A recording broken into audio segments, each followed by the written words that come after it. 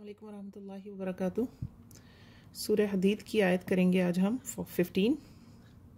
اعوذ باللہ من الشیطان الرجیم، بسم اللہ الرحمن الرحیم۔ فَالْيَوْمَ لَا يُؤْخَذُ مِنْكُمْ فِدْيَةٌ وَلَا مِنَ الَّذِينَ كَفَرُوا۔ فَالْيَوْمَ تو آج کے دن، لا نہیں، یؤخذ لیا جائے گا، یہ فعل مجہول ہے۔ لا یؤخذ جسے ہم پیسو کہہ سکتے ہیں، انگلش میں ہم کہتے ہیں نا ایکٹیو پیسو۔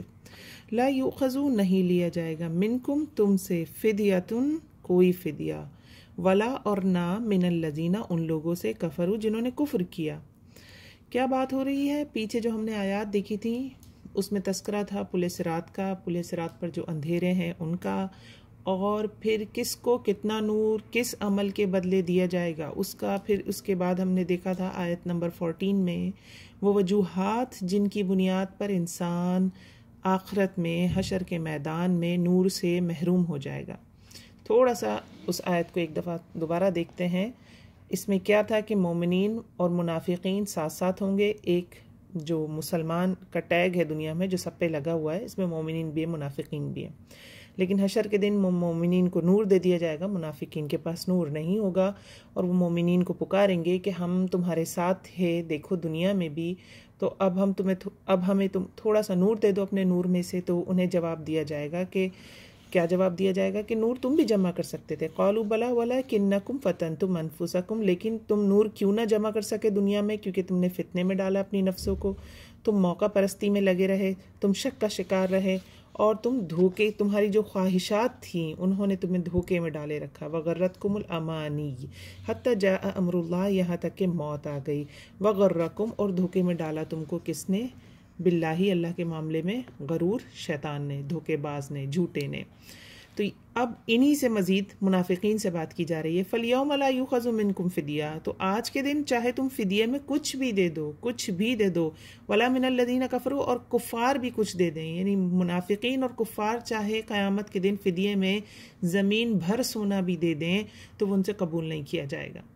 تو یہ وہ بات ہے، کیونکہ پہلے منافقین کا رویہ یہی ہوتا ہے نا، دنیا میں بھی اگر کوئی ایسا شخص ہے جو اللہ پر توکل کرنے کے بجائے اپنے اسباب پر اتنے ہی توکل کرتا ہے کہ اللہ کو بھلا دے، تو یہ بھی ایک طرح سے کیا ہے، اللہ سے ہٹ کر دوسرا راستہ اختیار کرنا ہے۔ دیکھیے دنیا دارالاسباب ہے، یقیناً ایسا نہیں کہا گیا کہ آپ سبب اختیار نہ کرو اور ہاتھ پیر بند کر کے بیٹھ جاؤ کہ اللہ نے کہا ہے رزق تو مجھے ملنا ہی ہے، جو میری قسمت کا ہے تو مجھے مل ہی جائے گا، مجھے ضرورت نہیں باہر جاؤں، جاب پہ جاؤں یا کوئی محنت کروں۔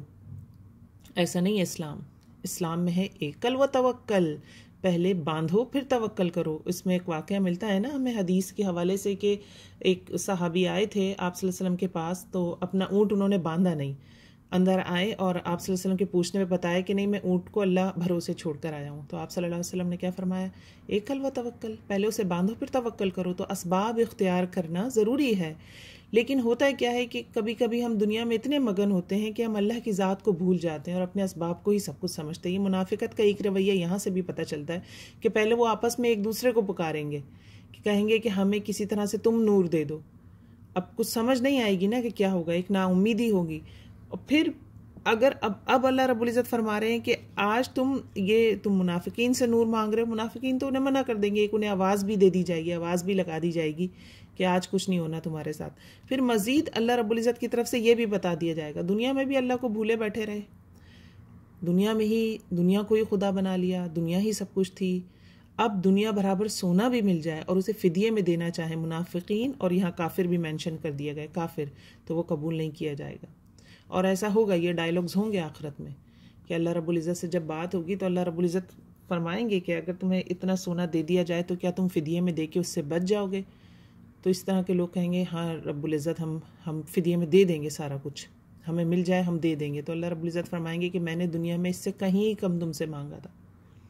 تو بس سمجھنے والی بات یہی ہے کہ آج موقع ہے ہمارے پاس، کرنا چاہیں تو بہت کچھ کر سکتے ہیں، اور نہیں کرنا چاہے تو وقت تو گزر نہیں ہے، سب کا ہی گزرتا ہے، جو آخرت کما رہے ان کا بھی گزر رہا ہے، جو دنیا کما رہے ان کا بھی گزر رہا ہے۔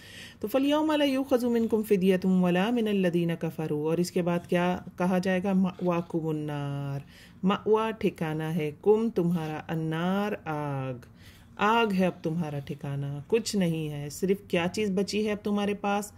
آگ ہے۔ فدیے کے لیے اتنا سونا لائیں گے بھی کہاں سے، اتنا مال لائیں گے بھی کہاں سے؟ تو کیا بچا ہے؟ ہاتھ خالی ہیں. جو دنیا میں ہی ہم مگن رہے، دنیا ہی کمانے میں لگے رہے، اللہ رب العزت کو بھولے رہے، تو اب کیا ہے؟ اب آخرت میں بھی کچھ نہیں ہے. جو دنیا میں کمایا تھا سب چھوڑا ہے، تو کیا بچا ہے؟ صرف آگ.